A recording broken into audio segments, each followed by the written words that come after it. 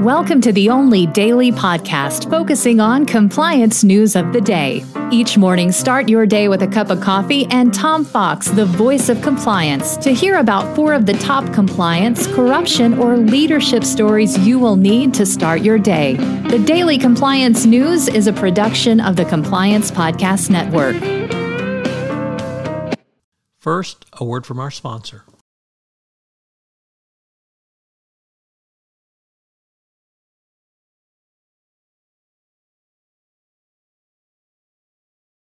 The Daily Compliance News for August 29, 2022, the Cesspool of Corruption edition.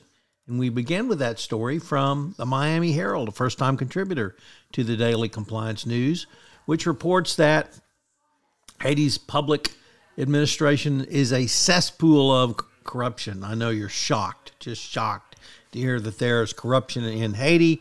It's only going along since probably Haiti became a country.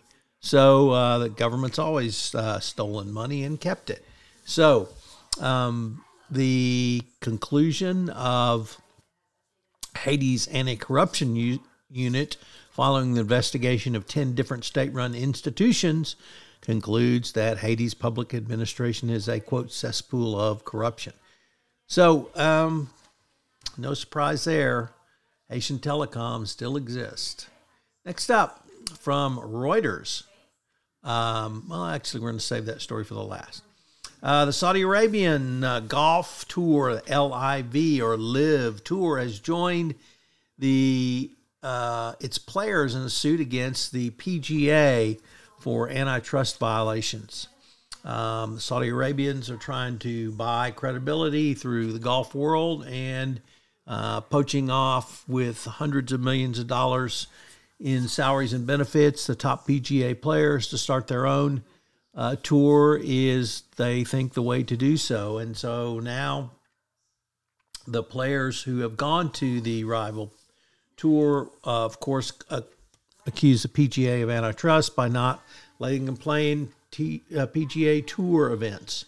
So going to be interesting to see how this plays out. Certainly, the major golfers have stuck with the PGA, including Tiger Woods and a host of others.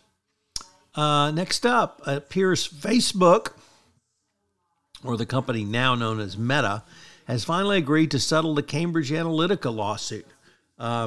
There's no word on what that settlement might encompass, but Meta and Facebook users are suing the company for the Cambridge Analytica imbroglio, which engulfed the company after the 2016 elections.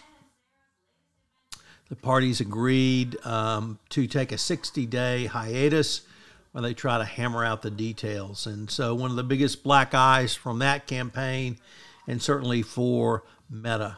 And our final story comes to us from Reuters. And to show you how bad gun violence in America is, 3 Dutch commandos who were in the United States for training were shot outside their hotel.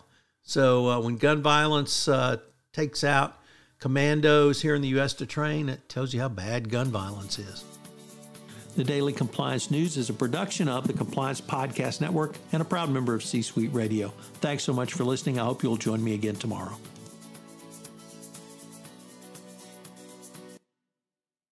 This podcast is a part of the C-Suite Radio Network.